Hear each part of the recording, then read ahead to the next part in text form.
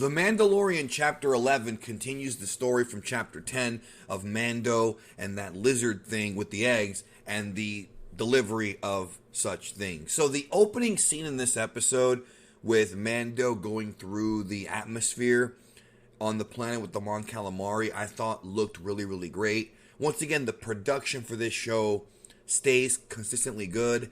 And for a TV show, it really does have pretty high production value, I would say. It does look like Star Wars. It's shot well. No argument at all as far as that goes.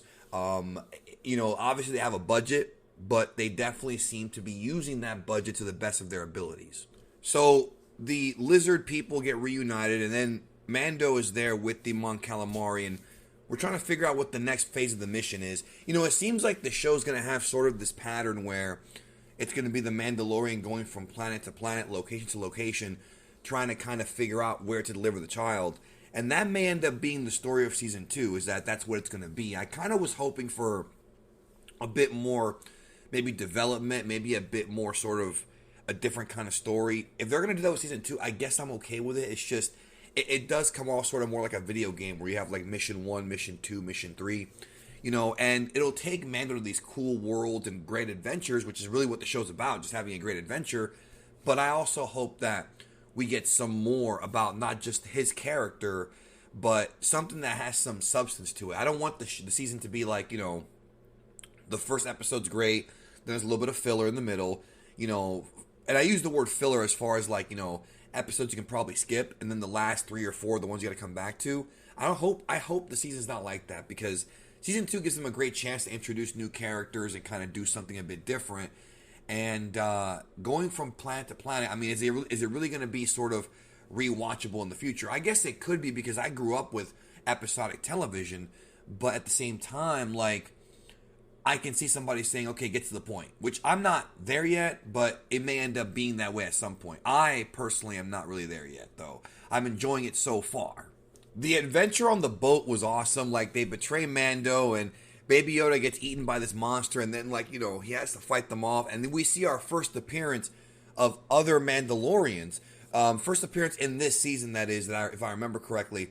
Well, I don't want to count Boba Fett or, the stuff from episode 1, because I wasn't really a Mandalorian. But we have female Mandalorians here showing up to help Mando on the ship. So it's the first time we've seen new Mandalorians in this season of the show. But the big surprise, the big reveal, was when they unmasked, it was Bo-Katan. First time we've ever seen Bo-Katan live action, and holy shit, it looks just like the freaking Clone Wars Bo-Katan. I couldn't believe it. I could not believe we are seeing Bo-Katan. I mean, we knew it was going to happen, right? We heard the rumors of Bo-Katan, and later on, Ahsoka Tano being in this, and there she is. And Mando's like, wait a minute, you are not Mandalorian. And then she's like, no, my family fought in the wars, and the whole story. That is insane. I have a big smile on my face, bro. Dave Filoni, I have a big smile on my face. This is the way. This is indeed the way. And then the whole, he didn't kill your brother, I did scene was freaking awesome. They just blast them all away, That is good shit. That is good shit.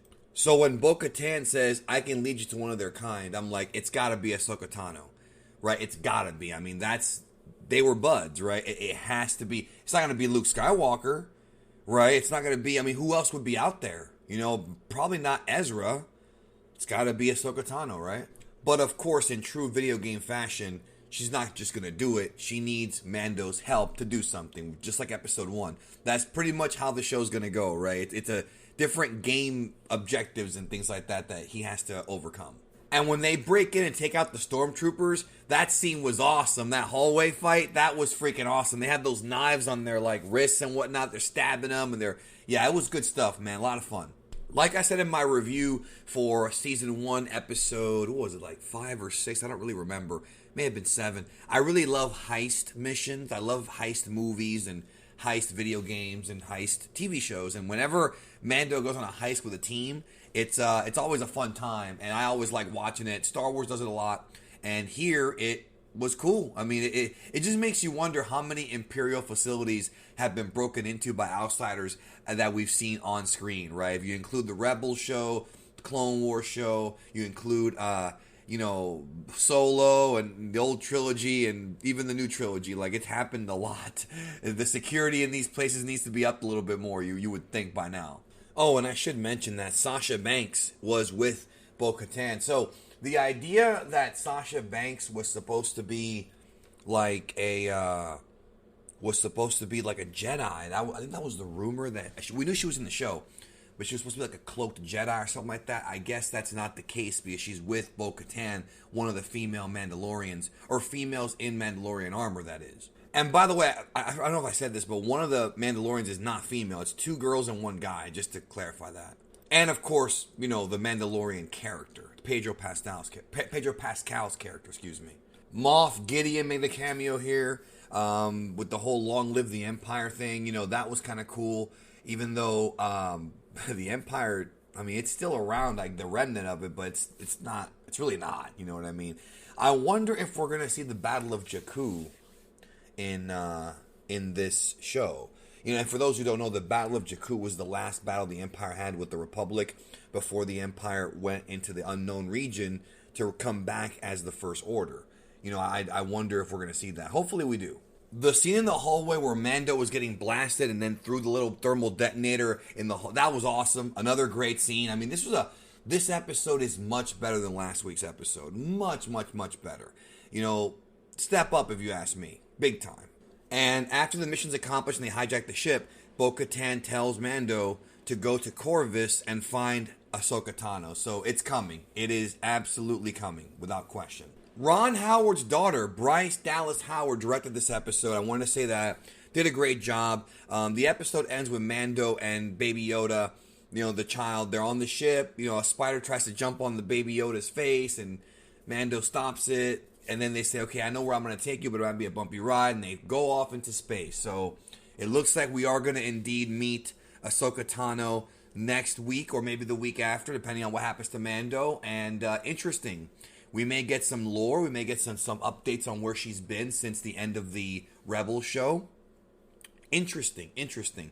Of course, Filoni's influence is there. And if you're a fan of the Star Wars TV shows like Clone Wars and Rebels, we're seeing a lot more of that stuff kind of get integrated here because that's Filoni's kind of... It's part of the George Lucas universe, but I mean, it's Filoni's universe. He sort of expounded the TV shows, like that. So, with that being said, I like this episode a lot. I really did. It rewards you for being a fan of the TV Star Wars stuff. And I enjoyed the action in it as well. And it was 35 minutes, much shorter. And I look forward to seeing where it goes. Like I said, now we're finally making some traction here, so let's see where the story goes. Thanks again for watching. I hope you have a great day. And let me know in the comments what you thought about Mandalorian Chapter 11. We'll talk soon.